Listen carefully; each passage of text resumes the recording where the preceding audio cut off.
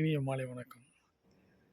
ம், மிக நீண்ட நாட்களாக ஒரு வீடியோ பதிவை நமது நண்பர்கள் கேட்டுக்கொண்டே இருக்கிறார்கள். அதை நாம் அந்த பதிவு நமக்காக நம் நண்பர்கள் கேட்பதற்காக அவர்கள் நம்முடைய தகவல் மட்டும் தேவை என்று சொன்னார். அதான் நான் சொல்கிறேன், தந்தை பெரியார் அவர்கள் இல்லை என்று சொன்னால் இன்று நாம் காணும் இந்து மதம் என்பது இல்லை. உண்மையான இந்து மதத்தினுடைய தோற்றம் என்ன தெரியுமா? செதுக்கப்படாத கரடு முரடான பாறை போன்றது. நான் இந்து மதம் என்று சொல்வது சிவனை வழிபடுகிறவன், பெருமாளை வழிபடுகிறவன், முருகனை வழிபடுறவன், பிள்ளையாரை வழிபடுறவன், எல்லாம் எத்தனை இருக்கோ அத்தனை வழிபடுறானோல இந்த பயிலுவ ஆளுக்காள் எல்லாம் சேர்த்து தான். அதை விட மிகப்பெரிய கொடுமையானது இந்து மதத்தில் என்ன தெரியுமா? நீ இதை வேணாலும் கும்பிடு, எதை தான் செஞ்சிருப்போம், அது தவறில்லை. ஆனால் இங்கே இந்து மதத்தில் நடந்த கொடுமைகளை தட்டி கேட்க ஆள் இல்லை. குறிப்பாக பெண்களின் மீது நடத்தப்பட்ட வன்முறை கொடுமைகள் இப்போவும் நீங்கள் பார்த்துட்ருக்கீங்கல்ல, இதை விட இன்னும் கொடுமையாக இருக்கும். இன்னமும் சில கிராமங்களில் போனீங்கன்னா, அந்த ஒரு பெண் உடைய கணவன் இறந்து போய்விட்டால் அது 10 நாளுக்கு முன்னாடி ஒரு நாள் ஒரு சடங்கு ஒன்று பண்ணுவானுங்க. அந்த சடங்கு என்னென்னா, இந்த சில இடத்துல கருமாதின்னு சொல்லுவானுங்க, சில இடங்களில் வேறு ஏதோ சொல்லுவானுங்க.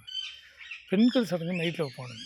உண்மையில் நம்முடைய இளைஞர்கள் கிராமத்தில் அப்படி ஒரு நிகழ்வு நடக்கும் பொழுது நீங்கள் போய் பாருங்கள். பெண்கள் சடங்கு சில இடங்களில் முதல் நாள் இரவு பெண்கள் சடங்குடன் மறுநாள் ஈமக்கிரகைன்னு போடுவோம். அந்த பெண்கள் சடங்குகள் என்ன என்பதை நீங்கள் உங்கள் கண்ணில் நேரால் பார்த்தால் நிச்சயமாக நீங்கள் சொல்வீர்கள், ஈரோட்டு ராமசாமி, தந்தை பெரியார் நிச்சயமாக இந்த மண்ணிற்கு தேவைப்பட்டிருப்பார் என்பதை நீங்கள் உணர்வீர்கள். அது என்ன காரணம்? அவ்வளவு கொடுமை இருக்கும். ஒரு கணவன் இறந்து போய்விட்டால் அந்த பெண்ணை நடுவில் உட்கார வைத்து அந்த பெண் மாங்கல்யம் சொல்லுவாங்களே, தாலி கட்டுறீங்க, அந்த வளையல் உடைக்கிறது, அதெல்லாம் நீங்கள் பார்த்தீங்கன்னா ஒரு கொடுமை. சுற்றினும் உட்காந்துருக்கோன்னா ஏற்கனவே இறந்து போயிட்டாங்கல்ல, அந்த வீட்டு பெண்களாக இருப்பாங்க.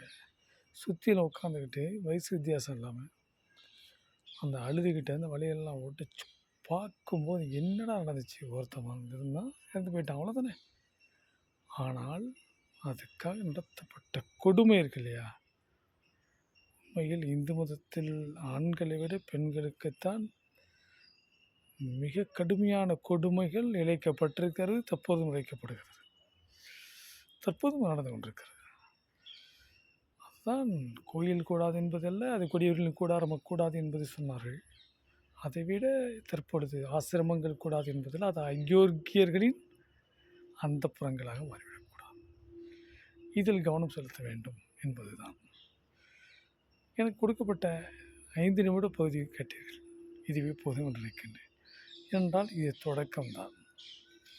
மிக விரைவில் சந்திப்போம்.